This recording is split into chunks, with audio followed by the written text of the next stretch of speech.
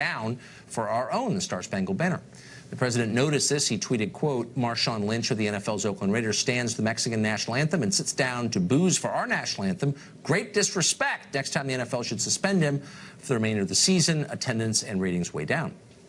Anthony Tall is a lawyer and sports agent, and he joins us tonight. Anthony, thanks a lot for coming on. How you doing, Tucker?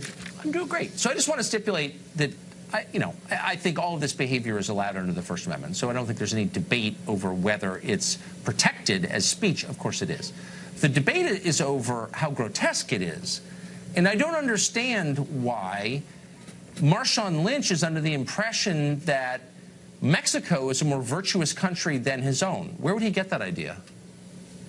Well, I think that you need to go and ask yourself, why would a rich athlete feel as if another country is better than him? And it goes back to what LeBron James said. LeBron James said being black in America is hard. It doesn't matter how much money you have, right, who you are, how much fame you have. So I think Marshawn Lynch is evidence of that. So you also have to ask yourself, what would drive someone, a multi-million-dollar athlete, to stand during the Mexican national anthem and not want to stand on his own? This isn't something that he just comes up with. Where does that come from? It's just, and I'm going to say that it comes from a lot of statistics. Go ahead. Yeah, but what it doesn't come from is a deep knowledge of Mexico. I mean, if you're doing that to the Swiss anthem, okay, we could debate it. Or the French anthem, we could debate it. But have you seen the people who run Mexico? Is there a country in the world with a firmer color bar than Mexico? I don't think there is. Is there a country with a more grotesque history of slavery than Mexico? How do Afro-Mexicans do? Do you have any idea? Does Marshawn Lynch have any idea? I mean, let's be real here. You'd rather be black in America than Mexico any day of the week.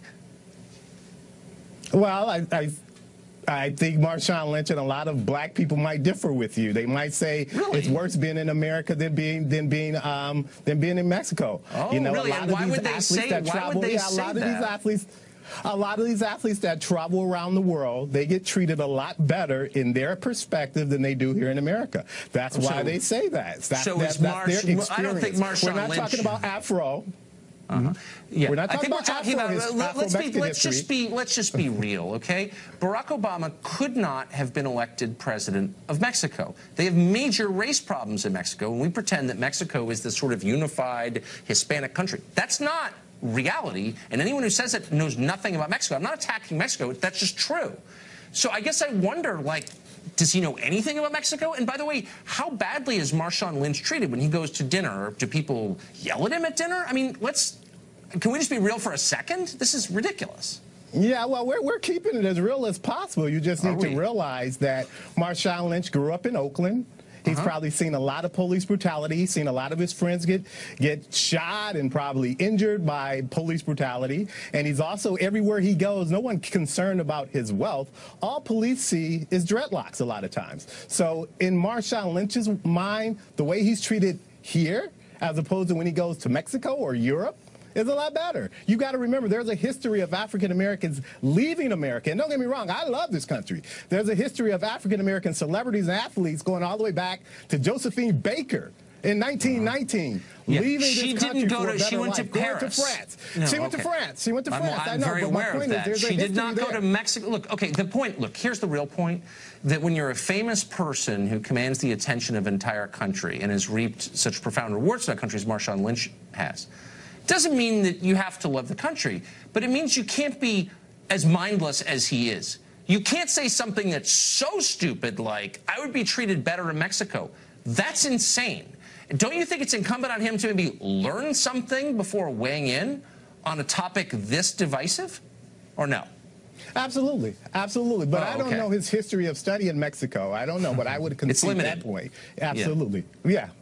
I would assume that he's probably hasn't read all of Mexican history, just like he hasn't read all of American history. So you don't need to read all of. Look at the people who run the country.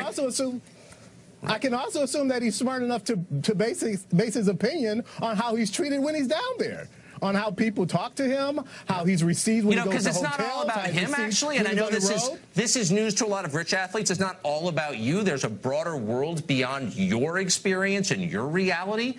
And look, the point is that gestures like this influence a lot of other people, and maybe they should be thoughtful and not reactionary and stupid like this.